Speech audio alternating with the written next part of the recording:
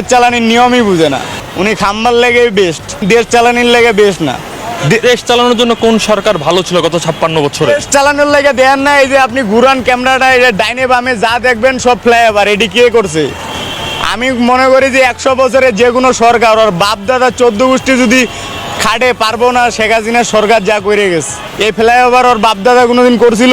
শেখ হাসিনা তো শুনছি প্রচুর পরিমাণ দুর্নীতি করেছে, তার বিরুদ্ধে দুর্নীতির অভিযোগ, এই বিষয়টি কিভাবে দেখছেন? দুর্নীতি তো আমার বিরুদ্ধেও রয়েছে। শেখ হাসিনার বিরুদ্ধে খালি কইতেছেন, আমার বিরুদ্ধেও দুর্নীতি। এখন বুঝেন নাই, ভালোর কোনো দিন ওষুধ আছে? খারাপ কিছু করবেন সব কিছুর ওষুধ পাইবেন, ভালো কিছু করলে ওষুধ পাইবেন না।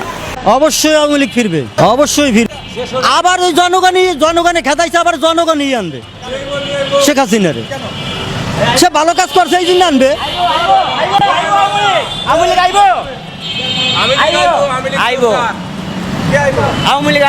এখন মনে করেন যে আওয়ামী লীগ সরকার মনে করেন যে হয়ে যাবে 300 আসনে ইনশাল্লাহ পাওয়া যাবে। লীগ সরকার কিছু করে নাই, উনি কোনো কিছু করে নাই।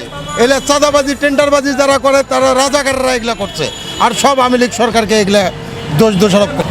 আমরা আওয়ামী লীগের সময় অনেক শান্তিতে ছিলাম, অনেক ভালো ছিলাম, কিন্তু এখন এই ভালোটা নেই। আওয়ামী লীগ গরিবের ভালোবাসছে।